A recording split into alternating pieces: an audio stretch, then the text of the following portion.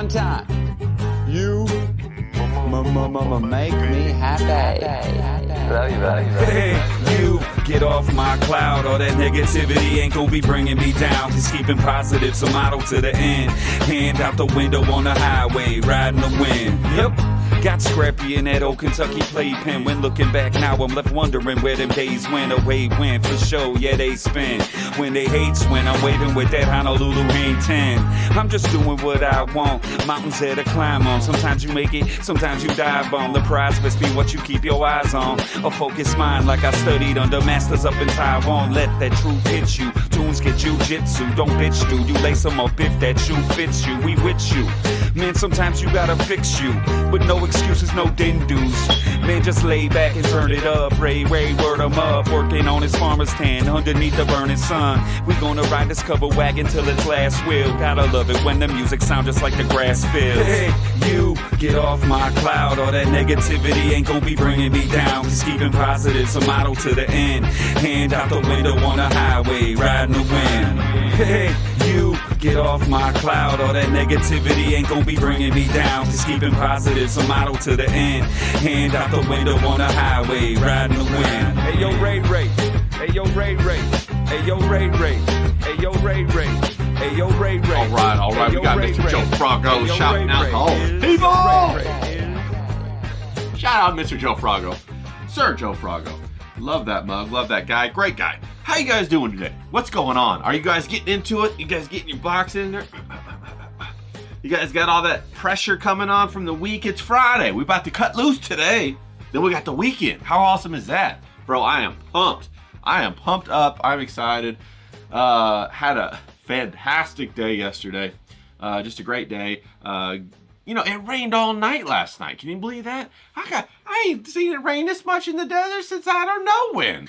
But it got all raining. Got the thunderstorms in the backyard, all trying to flood. I got my Thai chili plants back there saying, we're not used to this rain. We like it hot and dry. What the hell is going on here, people? What is going on here? But hey, they got a little extra water, so they're happy about it. What are you gonna do? What are you gonna do? Get off. What are you gonna do? But yeah, it's still rainy out here. They're throwing all kinds of big storms back towards the East Coast right now. I think Texas and New Mexico and, Louisiana and all those guys about to get some big old storms probably. Because they just working them up, whipping them up, sending them back there. You're going to say, oh, Ray, don't tell me you believe in that weather conspiracy theory stuff. Don't tell it. Well, bro, just look up. Just look up. Just look at the airplanes. I thought there was global warming and bullshit. I thought that we had green energy. I thought we weren't supposed to drive so far. I thought we were supposed to have all kinds of taxes on our gasoline. And yet they got these airplanes up there flying back and forth, back and forth, back and forth, back and forth, back and forth, over crisscross, doing, tic-tac-toe in the sky, belching out all these chemicals. Wake the fuck up. You know what I mean? Then you're looking up and you're sitting there, bright sunny day, they crisscross over it. Oh, that's Ray. That's just airplanes flying in their corridors. Bloop, bloop, bloop, bloop, bloop, bloop, bloop. Well, he ain't going nowhere. He going back and forth, man. Oh, Ray, those are just condensation trails. Oh, motherfucker, I know what condensation trails look like. They don't hang around and then form a whole, system of clouds. Jeez. So it'll be bright and sunny in the morning. And then all of a sudden, you see the planes going, and they just one after another. But hey, that's okay. We're not here to talk about that. We're here to have a good time. We're here to have fun. I'm here to check in with you, see how you're doing today. How are you doing today, okay? Are you excited? Are you pumped up? Are you stoked? What are you stoked about? I want you to think right now about something that you can be excited about. Hey, I'm having pizza for lunch today. That's enough for me to get excited. I'm thrilled about that. I might even have me a couple shots of tequila with that. Yeah, I'm really excited because we're going to talk to CK tonight, and James is going to stop by. We're going to have a good time with James too. But CK is going to be talking about, we already listened to all his stories about the surfing.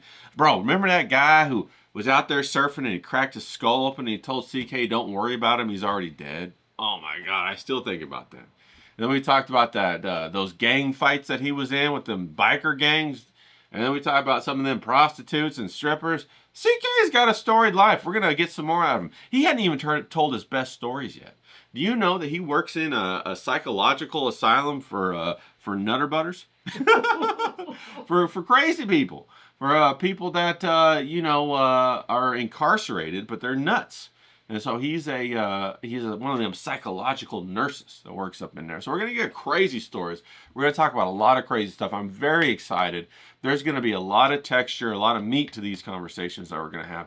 CK has already been, sending me messages talking about, hey, should I talk about this? Should I not talk about that? And he's got like lists, bro. He's already been writing books. It's so good to see him excited. I love it when somebody gets excited about what they're doing. So I'm pumped about that. And we'll have James pop in. They're bros. They like to bust each other's balls. It's a fun little, chemistry, a little dynamic they got going. So we're gonna have a good time with that. And then tomorrow we're gonna do our live stream. That'll be a lot of fun. Okay, I'm gonna talk a little bit about birthday stuff. Some of my favorite birthday gifts. One of my favorite birthday gifts ever.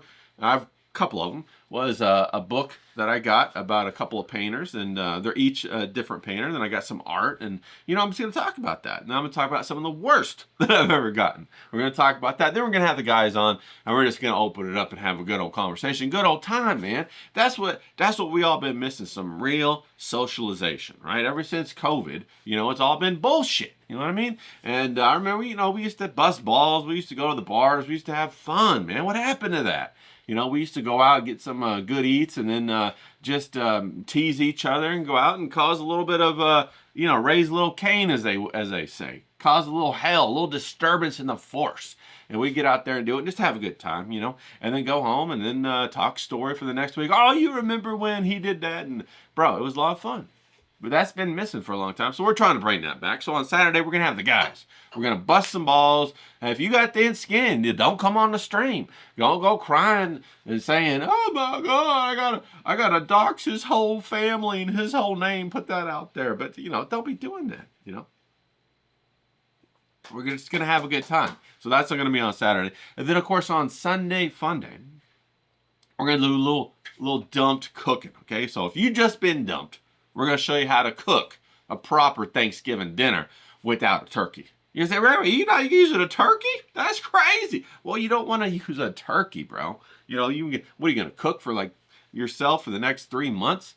Now, you could always just go get a turkey breast, and cook that. That's also a possibility. But you got to avoid the, you don't want to get necessarily like, that processed turkey, like they make those sandwiches out of. You don't want to get that. What do you want to eat? Try and make a turkey dinner with some deli meat turkey, bro? That's crazy. Stay away from that. The whole ball they put together.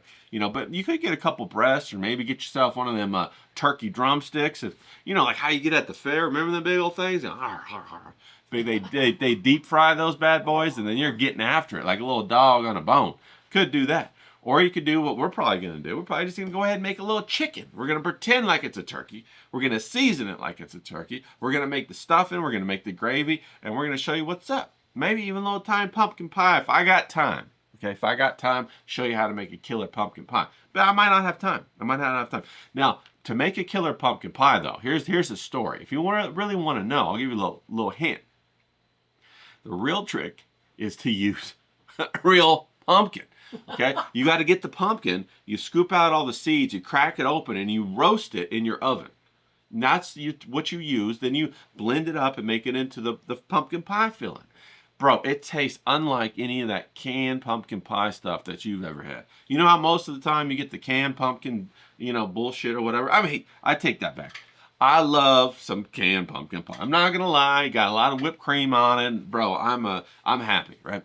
But, it's next level. It's almost like, you're eating at like one of those French restaurants where everything's elevated and everything has an extra dimension of flavor. And you're like, wow, I didn't know this could taste like that. Well, that's how you make a next level pumpkin pie. And you could use different things. Like you can even put some squash in there. Did you know that? You can even put squash in there or other kinds of things in there that people don't even know about. And they think that it's pumpkin pie, but really it's sweet potato. It's yams. You know what I mean? They're eating yam pie. They don't even know it, but they think it's pumpkin. And, that just adds that more faceted, more complex, more dynamic flavor profile. Quite exciting. okay, and it makes it sweeter. Pumpkins aren't that sweet. And I ain't one just to go ahead and add heaps of that sugar in there. You know what I mean? Yeah, you know, that's no fun. You want that flavor. You know, you don't just want that sweetness like that, what is that, synthetic kind of, you know, sweet flavor. You want that real flavor that comes from the organic material, from the pumpkin, from the sweet potato, and it's really, really fucking good. And then, you know, I got a couple really good crust recipes, and you're like, Ray, how the hell you know all this stuff? Well, I had a mom who, she actually made pies, and she won a gold ribbon, okay, if you believe it or not, a couple of times in the California State Fair. Not some local little fair. Not like, you know, some little San Diego fair or some like little, you know, little county fair or whatever. Not LA. The California State Fair. The big dog. The one that's in Sacramento. The one for the whole state. So she won the best blue ribbon, best apple pie for the entire state of California.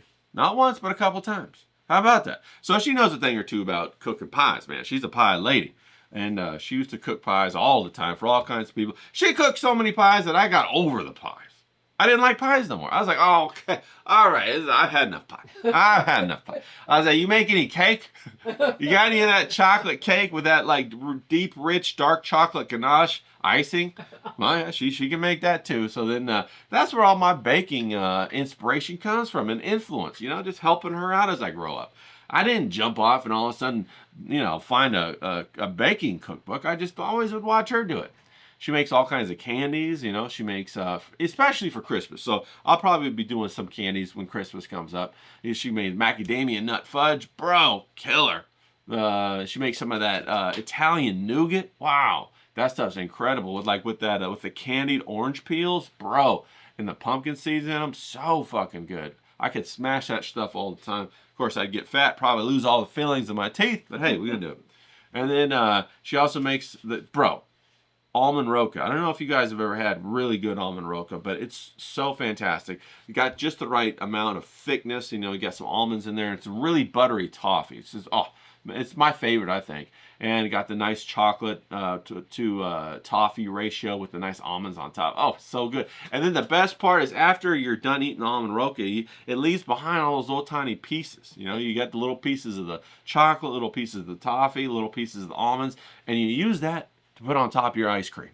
Now, I tell you, that's an ice cream topping worth having. And then also, she's been doing some of that tempered chocolate, man. Like making chocolate-covered strawberries, cherries, cordials, and all that kind of stuff. Making some of them bonbons and whatever. So when it comes to Christmas time, she just goes to work in the kitchen. I just stand back and I'm like, okay, when do we eat? What can I have? What can I taste? You know, growing up like that, it's pretty crazy, pretty wild. So I got over candy canes real quick. You know what I mean? I got onto the real deal candy and all that kind of stuff. So, you know, but we'll make some of that. We'll do it. It'll be fun, you know. I love that kind of thing during the Christmas time, all right, during the holidays. So anyway, back to what we were talking about. Dumped cooking. Did you just get dumped? Well, come on by. We're going to cook for one on Sunday. Thanksgiving for one. We're going to figure that out. We might even have some champagne. You know, get some of that good old champagne. Why not? Bro, nothing helps you out with heartbreak than a fucking banger bottle of champagne, okay? And if you don't know what champagne to get, you'll get the Veuve Clicquot. That's how you say it. Veuve Clicquot, okay? That's the right stuff. It's got that salamander, orangish kind of label with the green bottle. Fantastic, right? Just get the bottom one, okay? They have a whole bunch of one, and they're all great. But if you don't know anything about champagne and you're like, Ray, you know, I don't know about champagne. All the girls drink it. You know, I hear the rappers talking about, what are they talking about? Brut, or they talk about the other big champagne. I forget what it is. If you know what it is, put it down in the comments. But they rap it. Don't get that. Don't get that champagne. You know, get the Veuve Clicquot. It has such a great flavor, and it's something guys can drink too. Because, you know, we don't really like them foo-foo drinks, you know, except when we're on, like, you know, vacation. Then we got to get that pina colada action when they make it real deal, or maybe a mojito when it's real deal, like you're in Florida. Hell yeah. But otherwise, no. You get a little bit of that Veuve Clicquot. You can drink it as a man. You can get a good little buzz off it. And for your lady, bro, you just pour it in. And here's the trick, okay? Here's a trick that's going to tickle their fancy.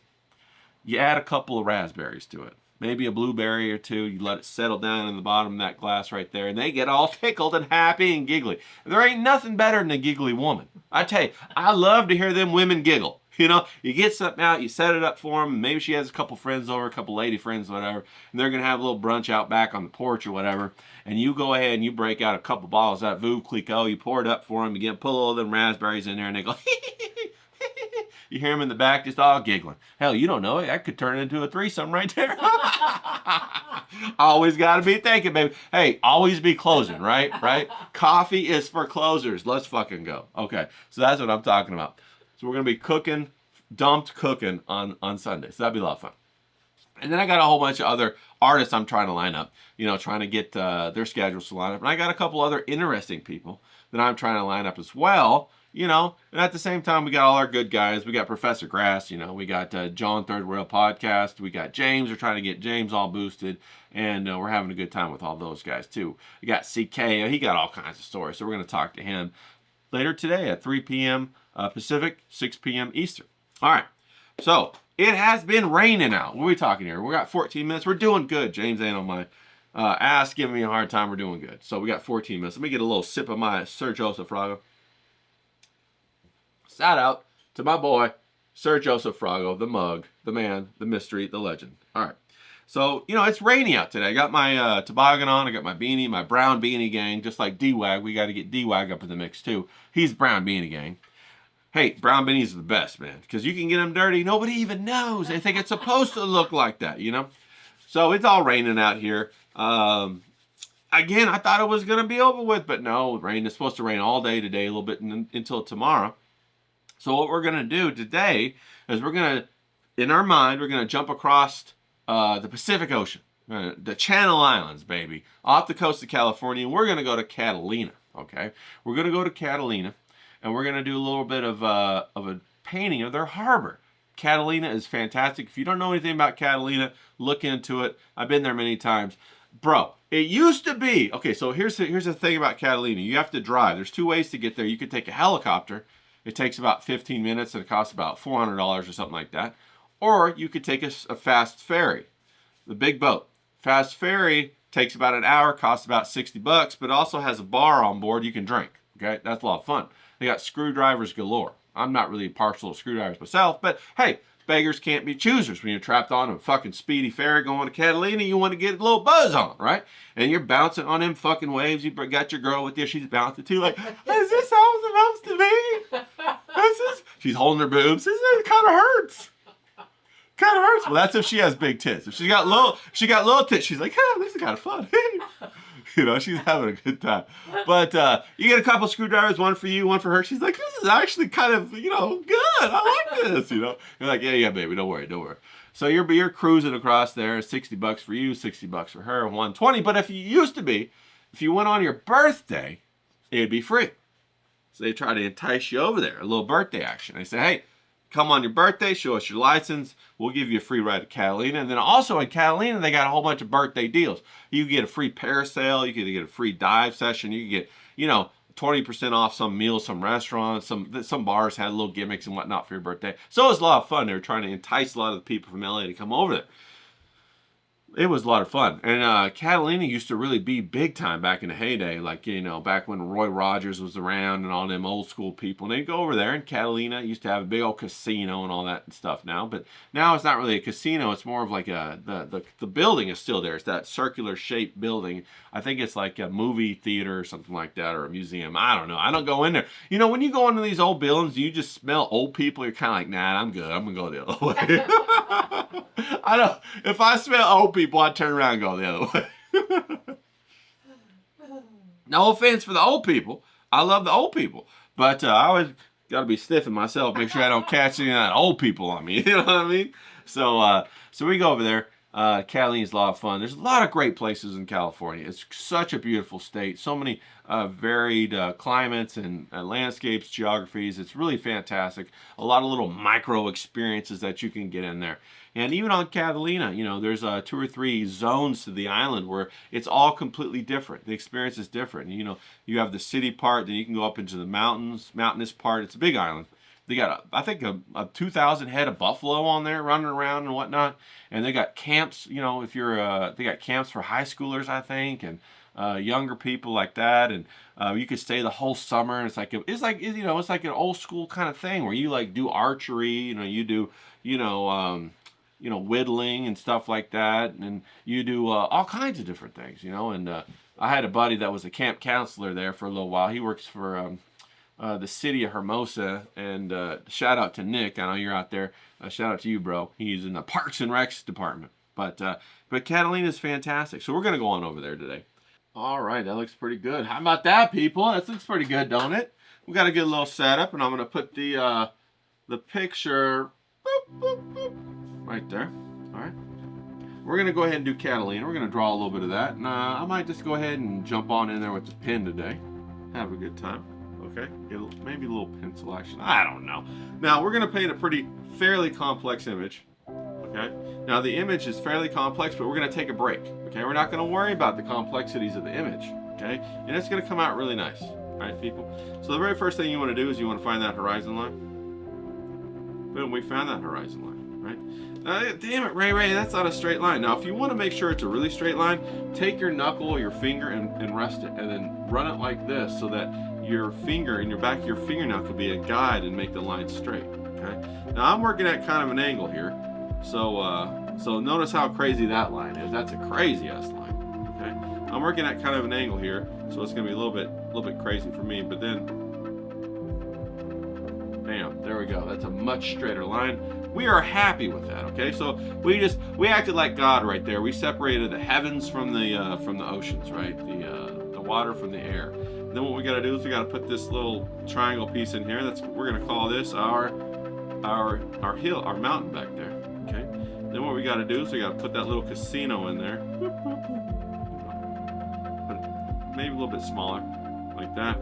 Now don't be afraid to squint at it, you know. And then you can also adjust your shape as you want. Now I'm going to knock that out of there because I don't want to get confused. That happens sometimes, you get confused, okay? So that's very simple right there. Bam, we got it. Very simple. Okay, now we can worry about the complex part, which are the boats, right? So when I'm looking at this picture, I see about 4 layers of boats, okay? I see the first layer that's gonna follow this line right here. It's really gonna give us the indication that there are boats. You know, you want one in the foreground that people can clearly see as a boat, so that they can tell that the other ones are boats too. Because after you establish that, then everybody's going to know it's a boat. They're not going to worry about it. You know, you only have to make one really look like a boat. Then they all will look like boats. You get what I'm saying, people? So we got one right there. He's going to be our little model. You got the other one right there. You know, so on and so forth. Then you got a layer of boats way back here in the distance. Now we're just going to represent that with a line right now. Okay. Then you got a very nice diagonal line pulling the viewer into the image right here, the line of boats, okay? Now, I'm going to go ahead and just put this sailboat right here. All right. There we go, like so. Just get a very simplified shape of the sailboat. Now, the thing that we want to do is, I really want this mast. That's why this is a very important part of the painting, is this mast right there. All right, we got this mast right there. Okay, now we got these other boats that we can just kind of fudge what they look like. All right, we can just kind of make them look a little bit like rectangles or squares or whatever, and everybody's gonna know that they're boats. And the more they're like an abstract shape, the more quaint they're gonna be, the more charm this painting's gonna have. You know, if you get in there and you try to make every boat look like, you know, whatever, and you're gonna spend like, you know, 30 hours on it, like, it's gonna lose its quaint nature and its expressiveness. You know, and that's really what we're after here, the expressiveness. All right, so let's see here. Then we gotta finish off, put the top of the triangle for the casino right there. Boom, we got it right there. And then we'll go ahead and add the back. Okay, add the back of the casino. Alright, so there we go. Now we can also put in some guidelines for the mountain right here, how it goes down like so. And this doesn't have to be perfect, it's just got to look like a mountain, alright, like it's coming down. And don't worry, people aren't going to go and they're not going to say, oh my god, it doesn't look like the mountain in the picture. And we could put a couple little buoys in here. Now it's important that we put these buoys in here because we got to protect them because they're going to be white, right? Now if it was any other medium, we wouldn't have to worry as much because we could always just put the white in there later. But as watercolor, we got to protect them. Okay? So we're going to go ahead and put a couple of buoys in here that we're going to protect. All right, and it might look just like that. We might stretch this one out over here. Call that okay. There we go. All right, and we're pretty happy with that. Okay, we're pretty happy. All right, now let me wake up my. I got my little spray bottle right here. I hope you got yours too. I'm gonna wake up my my watercolor. Just gonna pull over the. Put away my pens and my. I guess I didn't use the pen, did I? Put away my pencil. Get the paints ready. I'm gonna wake them up. I'm just gonna spray a little bit of this. Get a little spritz of the water all over all of the watercolors. Do 2 or 3 passes. Spritz them up. Now I'm gonna wake up the brushes. Put them in the water too. Get them saturated. Now we're ready to go. Okay, we are ready to go. All right. Now we're just gonna do the initial layer. The initial layer of we're gonna do the water first. Gonna get some blue. Okay, some nice Corellian blue, and we're just going to go in here. I'm not even going to worry about anything but filling in the water and protecting the boats and the white parts. Okay, that's all I'm concerned with on this first pass. All right, people, that's all I'm worried about in this first pass. Just protecting the whites so I can establish those in my shot and make sure that they're going to be there when it's time for me to go darker, and then I know where to protect, what to paint, what not to paint. And I let the brush and the texture do a little dry brush action. Let the tooth of the watercolor paper, the cold press watercolor paper, kind of make a little bit of texture to mimic the water. And if you want to get good at water, there's all kinds of tutorials out there on how to do water. It's a lot of fun to do water with watercolor, obviously, because the watercolor lends itself not only because it has water in the name, but because wet on wet really makes water easy. Okay, really makes the water easy. All right, there we go. Got some of the boats back there. We got the water going all the way up like that. Let's go ahead and put that in there. Now, we are ignoring a lot of these complex shapes on purpose. Okay, there we go. We got a little bit of the water in there. Let me just go ahead and even this out a little bit. In fact, I'll take a little bit of the Corellian blue, more of it, now that the paper's been moistened and saturated, and I'll come back and I'll just increase the saturation. Do another wash right on top of it, like so. Just to reinforce what we just did, okay? Just to strengthen that up. Get the buoy right here. This buoy. See how that is? So you got to kind of learn a little bit like how the paper is going to behave, how to get it wet, how to strengthen the pigment or the saturation of the paints, and that just comes with experience. That's all it is. If you don't know how to do it, it doesn't mean you can't paint. It just means you haven't painted enough. Okay, so be encouraged by that. It just means you haven't painted enough. No big deal. Next thing we're going to do is we're going to take some of this, take some of this yellow ochre. Going to mix a little bit of brown into it and a little bit of blue. Okay, it's going to make it a little just like darker green color. And we're just going to go ahead and come down here and paint this mountain. Okay. Now again, it's a similar kind of idea. We're going to just first paint the wash to get the shape in there. Simplified shape. Keep it very simple. Okay, like so. Right. And that's also going to get the get the paper moist. You can adjust the shape if you want. Let that paper wake up a little bit, get a little moist. We like our paper like we like our women, moist. Okay, and then go ahead and get your second wash ready. get a little bit thicker paint, so that means a little bit less water in the wash. And come up here, add it again. Okay. Now you're going to see the nice texture.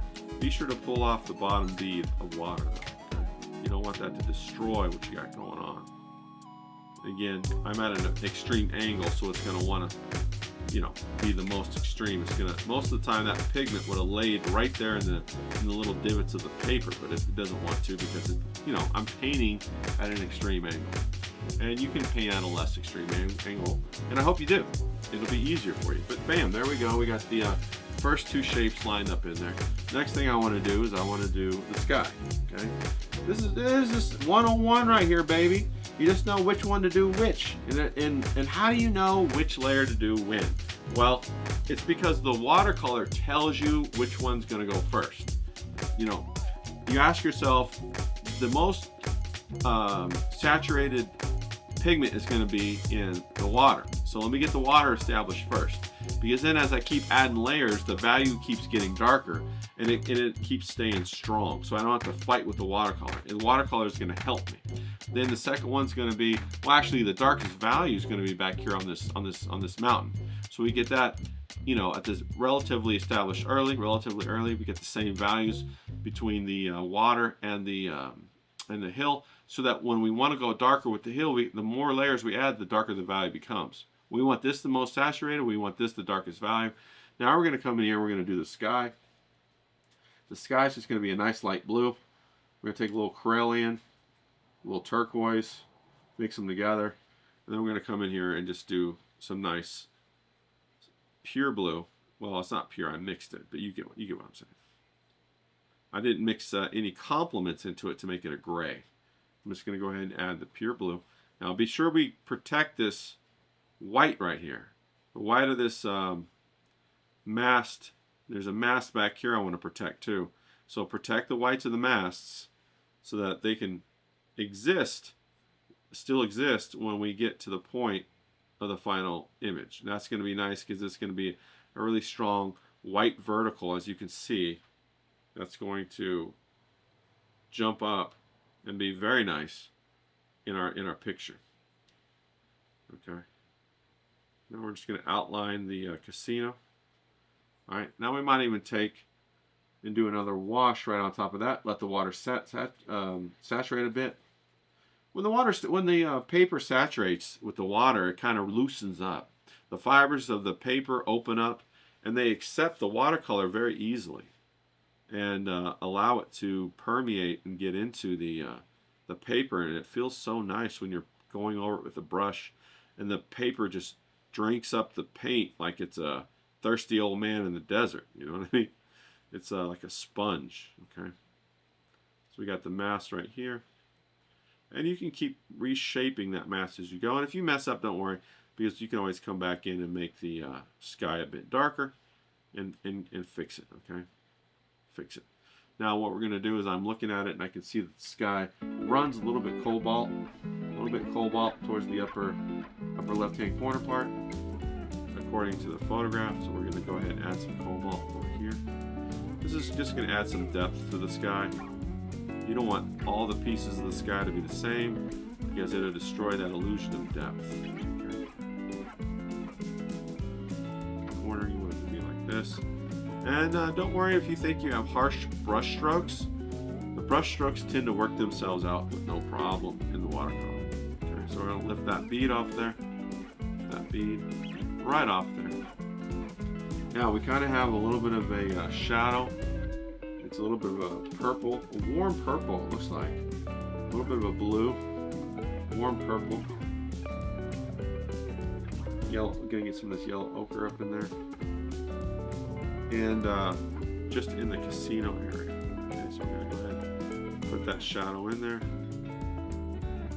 I'm going to go ahead and put that shadow in there. Okay. We're just going to let it think about it for a minute. Let that paper just saturate it. Okay. Let that paper saturate it. Now I'm looking at the ocean, at the water, and it looks like a lot of the water is like a little bit of a blue-green. So we're just going to get a blue-green. We're not going to worry about, you know, what the exact color of the blue-green is. Just a blue-green, might add a little bit of yellow ochre into it to lighten it up a bit, because we can always go darker. And we're just going to follow back the reflection of that mountain. I don't know if it's really a mountain. I'm just calling it a mountain. It could be a big hill. Maybe it's not even a whatever. But that's just what we're going to do. We're going to put in some of these water strokes or whatever. Like so. And just relax with it, because this is, you know, you're probably going to make a mistake, but you're probably going to be able to fix it. Okay, so just think like that. I'm probably going to fuck up, but I'm going to be able to fix it. No problem. Okay? No problem. Boat in there. Okay. Go back and darken that up. Give it a good squint if you can't tell at your picture, because that's what I do when I can't tell when something needs to be darkened or lightened. I give it a squint. And then let the watercolor dry a bit and come back and darken it back up. That's what you have to do. Okay? That's what you have to do. So now I'm going to come back into the foreground, and I want to give it a little test in the foreground. I'm just going to grab an aqua, add a little bit more blue to it. Okay, so it's a Corellian blue with an aqua. And I'm going to come in here and add some of these.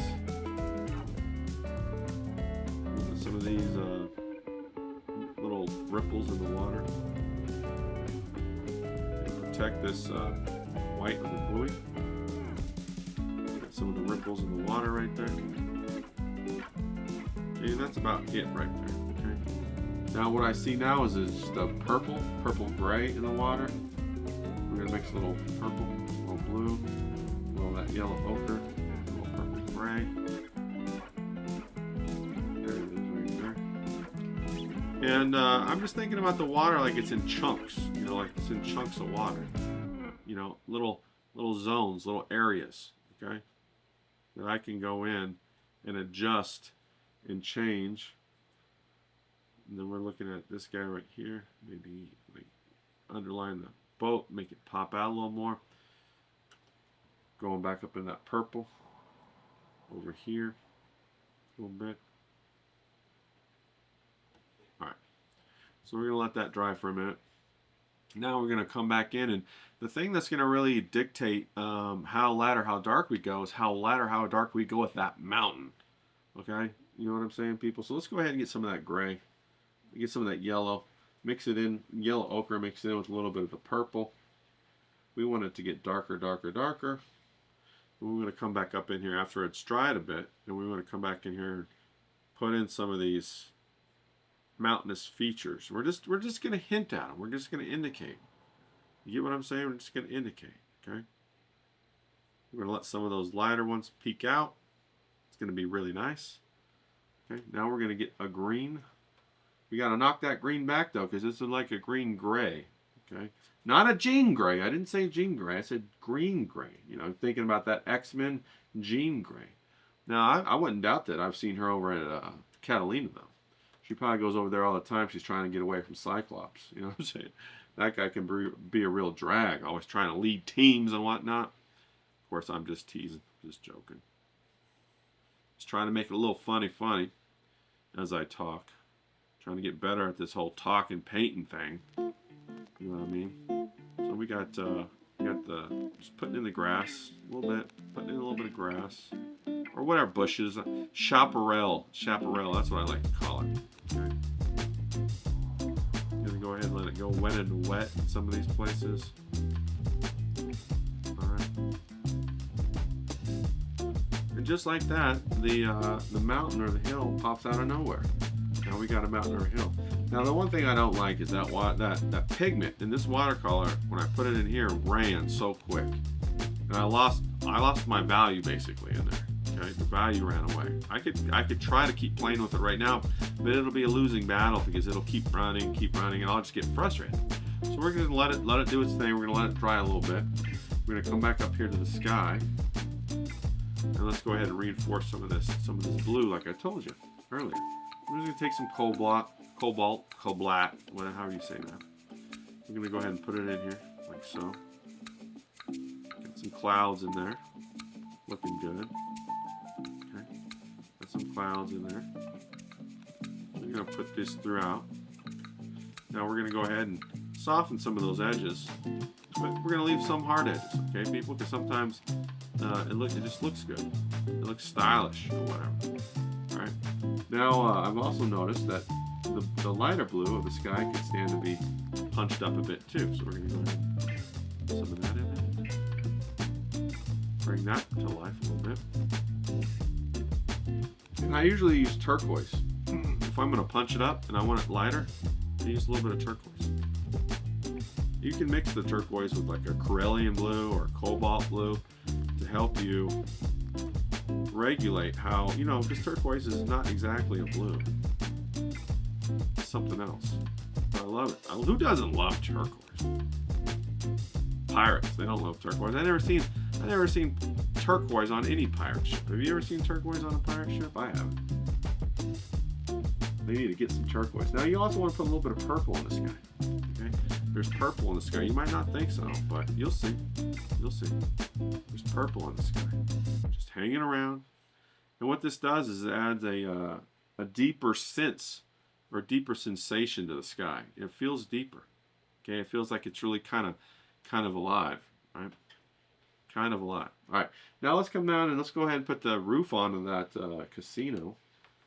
So we're going to take a little orange, mix it with a little bit of red. This is going to be high saturation, which means the amount of color inside of the paint is high. It hasn't been washed down and it hasn't been turned to a gray. Okay, I kind of want that. I kind of like that. Kind of like that because it's kind of whimsical a little bit. Okay, put that right there. Put that right there. We got the little casino just hanging out right there. Now this is all starting to come together, people. How far in are we? We're about 15 minutes in. We got maybe 10 more minutes to go. 10 or 11 more minutes to go. All right. So now let me go ahead and clear this off.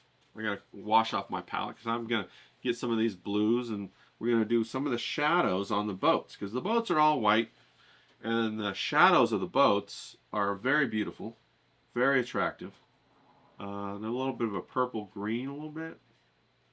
But this is a very fragile state of the painting. You have to be very fragile. What I mean is the difference in values is very little. There's very little difference in values. It's very easy to fuck this part up, is what I'm trying to say. So if I fuck it up, I'm just letting you know ahead of time. All right? If I don't fuck it up, well then hell yeah, let's fucking go. If I said fuck too many times, you just let me know. That's what we're doing around here. We're just trying to add some depth. There we go. We're adding the depth. Okay. Just knocking back these whites back into a little bit of a darker value. We're pulling the other whites forward by doing this. The true whites. Okay. See, now that sounded a bit racist, but that's all right. We're just talking about paintings over here. Knock this back too. Now I do understand that the casino's yellow, but don't worry, we'll get that yellow in there. We will get that yellow in there. Now I'm just doing a single layer of wash. I'm not really worried about the value. All I'm doing is kind of putting everything, separating out just the whitest whites. That's my only goal right here. Okay, I can prioritize all the other darks and whatever later. Okay, people, I can prioritize that all later. But I'm just trying to save the whitest whites. Okay. Now another thing I want to do is I'm noticing the clouds are too bright. So as I'm trying to make the boats bright, I don't want the clouds competing with that.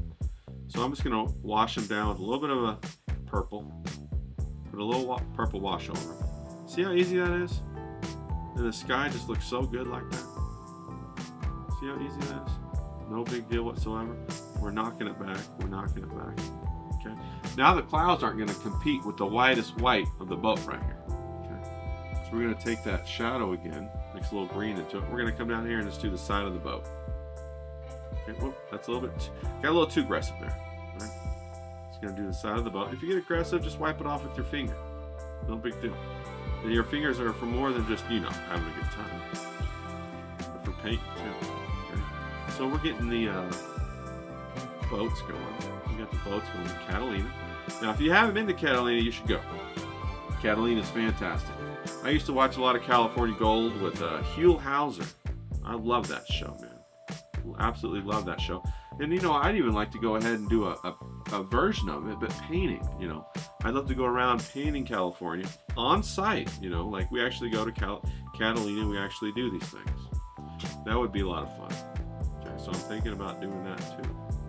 So we're getting the boats. They're starting to pop out. You're starting to see them. You're starting to see the layers, the lines of the boats. Okay, so we got to put in some of these. You know, we're just hinting at it. Keep that in mind. We're working on abstraction really here. Now I want to separate the white out right here. Put a nice little shadow there. Now this is going to be a green shadow, but I'm just going to use blue initially. And then I'm going to put the green on top of it. Okay. Now can you see it starting to pop out? You can see it just starting to take shape, can't you? It's starting to take shape right there and right in front of our eyes. You know, that's always been the what I've loved about art, is that we take these pieces in our mind and we put them down on paper. We make all the pieces ourselves. Okay? We make all the pieces ourselves. And then we put it together on the paper. It's like advanced Legos, really. I used to love Legos.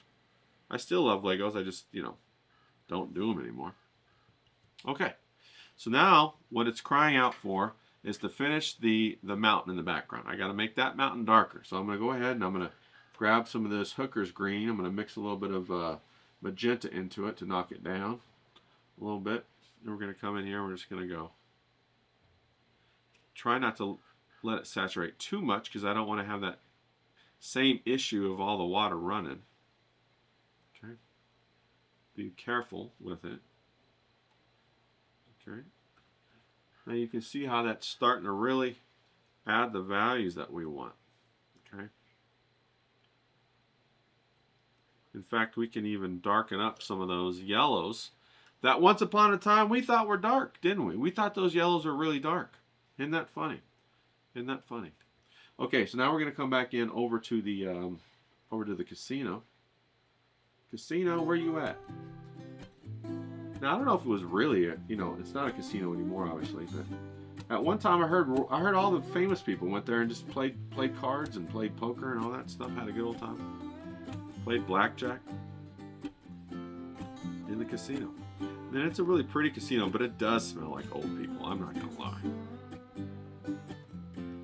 You know what they say? They say you're gonna age, but don't get old. You get what I'm saying, people? Don't let the old man in. Okay? Don't let the old man in. I firmly believe in that. Don't let the old man in. Stay excited about life. Alright, so now we got the casino. It's looking good. Now I want to darken up a little bit of that roof to kind of give it a little bit of a three-dimensionality.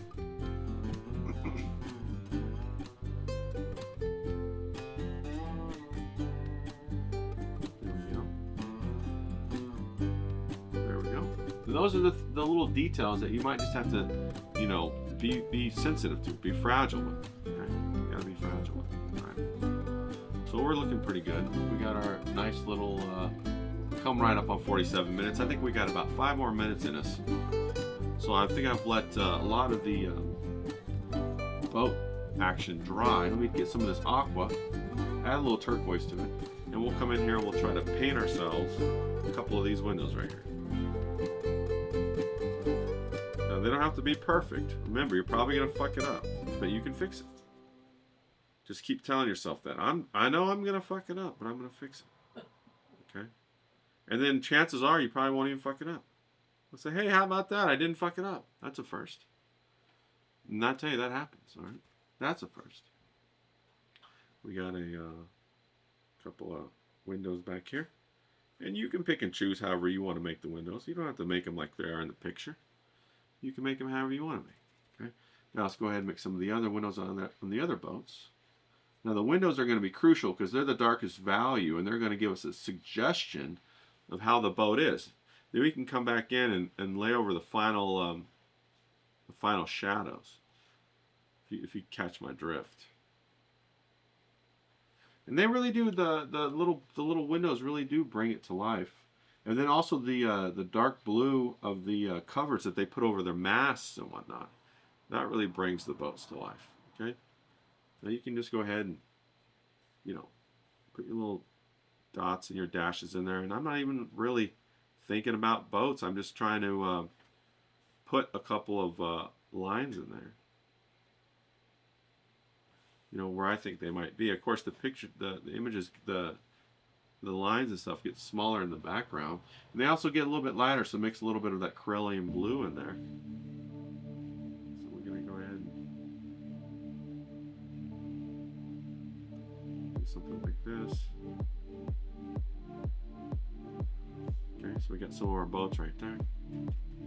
Now what we want to do is we want to put the boats in the water, people. You got to put the boats in the water. What do you mean by that? Well, if you look at the bottom of every boat, there's a really dark part of the hull that's painted and that sits in the water, and you can see it. Okay, you can see it. And so what you want to do is you want to just put that dark part, slam that dark part right in there, just to set that boat right in the water. Okay, and of course the one that's closest to us is going to be the darkest out of all of them. You know what I mean? As you move further away, oh, my computer went back to sleep. Hate it when that happens. That's the bonus of painting out on location, is the location never goes to sleep on you. It's always there. That's a joke. That's a painting joke. Might have to dab it a few times to get that to sit just right. Okay. Got that right there. And over here we got another one. See in the bottom of the... And don't worry if it's not perfect. You can always fix it next time. But these are going to give the little definition to the bottoms of the boat, so it's really going to make them stand out. And the watercolor might run on you a little bit, and that's okay. That might be a little too dark. You go ahead and lift some of that up. Come back and add some of this blue in there.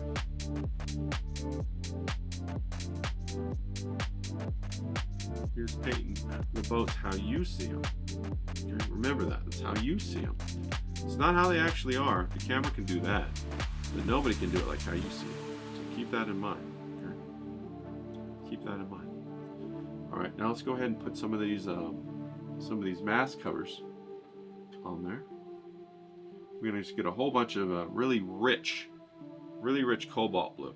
Okay, we're just gonna go ahead and run this mask cover right like that. Okay. Then we're gonna put that right like that. All right, might have to redo that mask cover.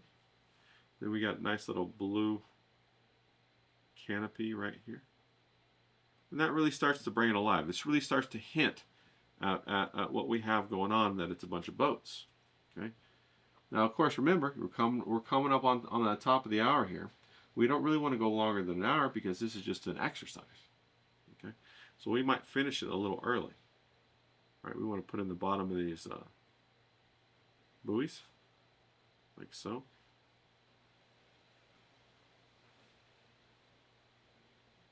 All right, we got a little bit of the buoy action going on. All right, now what I want to do is I want to strengthen up the water that's closest to us. I'm going to get some turquoise, some aqua, and I just really want to darken that value of this water. Allow little areas for reflection in the water, like so. There we go. Now we're talking. Now it's starting to come together. You see that? Now we're starting to put on the darker layers. You can start to see the nice layers behind it. Now we're going to put in the reflection of this boat right here. We're going to really go saturated on this. This might even go a lot darker than that. So I might have to come back in here with a little bit of that ultramarine blue, and I'll mix it in with that aqua. Really strengthen it up. Add a little dynamic to it. Make it really nice. There we go. Let it run into the wet on wet. Touch some of these other places to give it some of that foreground, pull it forward, add some of that foreground depth. There we go. Okay, now we want a darker shadow.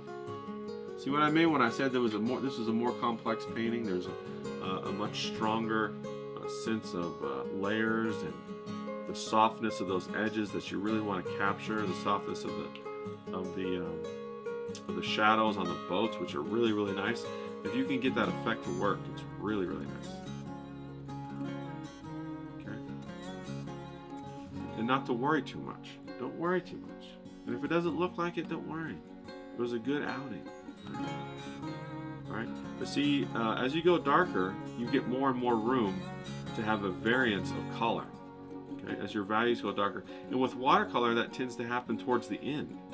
So, you know, it might deceive you. You might think that you're doing terrible.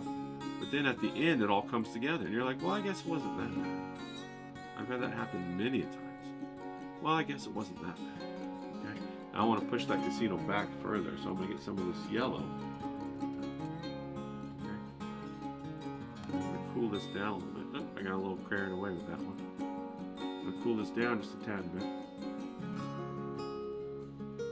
It's too white.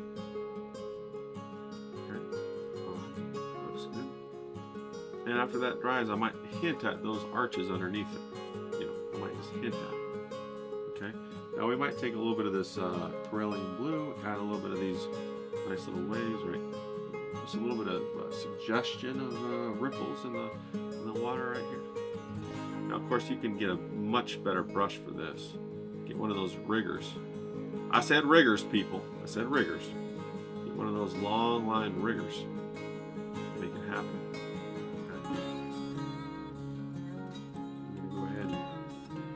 Ground these to the water too.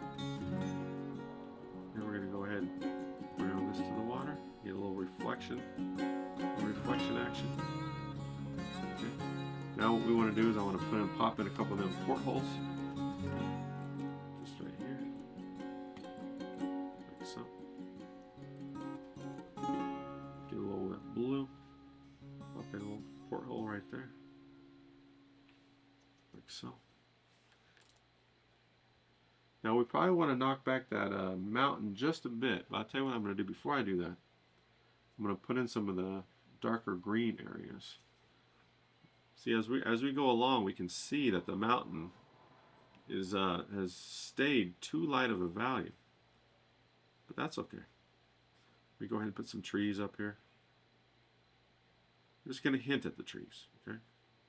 Some of the bushes. This is the fun part where you can use your brush calligraphy if you want to. You know, just kind of make it look like, hint at the fact that it's a bush or whatever. But as you can tell, if I darken that up in the background, it's going to pop everything in the foreground forward. And that's what we want to do. So I wanted to put these bushes in there first, so that when we go back there to pop those in, it's going to look pretty good. Okay, so let me get some of this blue, a little bit of blue, purple. Strengthen some of these shadows back here, give a little bit more depth. Knock back some of these so that it pulls the whites forward. I want to put a little bit of a more dynamic shadow on the foreground boat. Right underneath the rail is going to be a lot darker, so we're going to put that in there like that. The shadows, as they come closer to us, become more and more complex, more visible. Go ahead and put some of this aqua blue and kind of try to darken this up significantly to help us out a little bit with that foreground. Right. Now what I want to do is I want to knock back that mountain. Sometimes this happens. Sometimes you're going to get towards the end and you realize, hey, wait a minute, that mountain is way too bright. So I'm just going to put a wash on it, knock it back a bit, put it in its place. See how it's starting to be put in its place now? And it pops the foreground out far more. Just put it in its place and have fun with it. Okay? Just have fun with it. You might have to knock back that casino just a tad. So I'm just going to get a nice little wash of there we go, just like that. Just like that. Now I'm going to make that a little bit of a yellow because it is a little bit of a yellow in the image, but it's also a nice counterpoint. Nice counterpoint for a hue. So there we go, we're going to put that in there like a little bit of yellow. Like that. So it pops helps out those contrast, the whites even more. And we're looking at it starting to come together pretty nice. Now let me come back in here and reestablish some of these darker greens.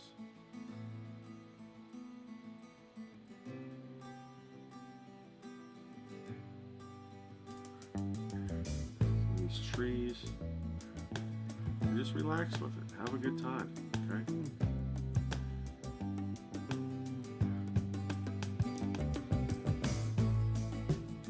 And not everything's going to be perfect, but you're going to take away something from this painting. You're going to be like, wow, okay, that's how you do that. I had a good time. We got it nailed. And then when you look back upon it later in life, or like the next day or whatever, you're going to be so proud of yourself that you got out there and you gave it a go. Even if you're not perfect at it, you gave it a go. Let's put some more of these. We're going to do our finishing touches right now. We're going to put in some more of these nice covers for the boats.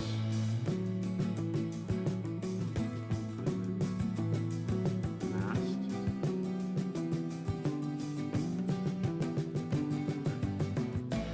Mix it down a little bit. Put some of the mast in there. Remember what I said, broken lines, they mimic life, okay? So make sure you do that. Broken lines mimic life, okay? So we had a little bit of an ambitious painting today, and I think we had a good time with it. They all seem to have these little blue things on them. Have you ever noticed that? I don't know why, but it's pretty fun, pretty cool. Let's go ahead and establish a little bit of that window. You know, you constantly see little things that you can make little adjustments to, but you know, I've always said, like, to finish the painting, you kind of feel like you got pretty much 90% of it. If you got pretty much 90% of the painting, then you did a good job. And you can keep pushing and pulling, but you have to understand that the more you keep pushing and pulling, the more you run risk of making the painting overworked so it looks stale. You don't want that. You want it to stay vibrant. You want it to stay exciting. You know, you want it to stay fresh, clean, and it's okay if people have to use their imaginations a little bit.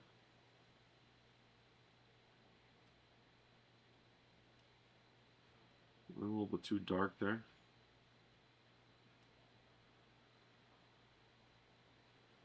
There we go. So we'll go ahead and call it right about there. We'll be looking at it. It looks pretty good. Maybe I could do one more thing is to push this back just a bit. The blue wash over it. Push this back just a little bit. See that? Just got rid of all those boats right there. They used to be there, but now they're not. See how that did that? I can come back and I can pull them back out if I wanted to. But that's what it looks like. Okay, so now we have a little tiny catalina. A little tiny scene of catalina. I can come back in. I can re-add some of this mountain. I'll let some of the white parts still pop out. We're going to call it a day right there. Okay. All right. So we have a very fun little picture of Catalina. Now, if you haven't gone to Catalina, make sure you go over there and you see the beautiful harbor. It's quite fantastic. All right, people. How about that? You know, it's just that easy. Now you're going to take a step back. Now when you're painting, you're going to get in this tunnel zone, this tunnel vision, right? And you're going to look down and deep, and everything you're looking at is going to come all up in your face, and you're like, oh my God, it's terrible, it's terrible, it's terrible. Well, I'll tell you what. You gotta wipe your eyes with your hands, rub them a couple times, shake it off, shake it off, shake it off. Pull your beanie back down. Get a little sip of your Joe Froggo. Could be Irish coffee. Could be Irish coffee. Who knows? Then grab your painting and take the tape off. Okay? Take the tape off. All nice and slow. Take the tape off. When you take the tape off, you're seeing what she really looks like. All right? You got that pretty little pig, and you're gonna see, is she a pig or is she turned into a princess? We don't know yet. We're gonna see. Is that a pig or is that a princess? Take a look at that. Is that going to get you excited to go to Catalina? I think it will. I think it will. That's a postcard from Catalina right there. Looks great. Looks all happy. That's a pretty little princess right there. We took it from pig to princess. And it's just that easy, people. The most important thing is that you just stay relaxed. You keep that critical eye on the whole, because even when I'm painting, the critical eye wants to show up and says, oh, Ray, you're doing a terrible job. Oh, Ray, them people ain't gonna like it. This doesn't even look like what you're trying to paint. What the hell are you doing? You don't know how to do anything right here. What do you got? What did you get yourself into? Well, you just don't have a conversation with that guy. Because if you start having a conversation with him, you're going to run down the road, and before you know it, you're going to be trying to cut your arm off and never paint again. And you're just like a crazy man, right? So we don't want to do that. We don't want to do that at all. Because we can paint. We just proved it to ourselves. We can paint. And every time we go out for a painting, it's a challenge. You're going to have to face the same challenge. I asked one of my old art teachers, Yin, the master of the masters. He's the best in the world. He said, yeah, every time I go out to paint, there's still that challenge. You still have to overcome that initial emotional impulse that, oh, it's not going to work out. All right, but you just put that critical eye in the hole and you say, I'm just going to put this paint here. I'm going to put that paint there. And I'm going to put this paint here. And I'm going to look at that. Oh, I got to move that paint there. And you just get into the process. And at the end of the process, you know what you'll have? At the end of the process, you'll have yourself a pretty little princess. Okay? So let's fucking go. You guys get out there, kick some ass, get a pretty little princess today. Have a great fucking weekend. Let's fucking go. Come on.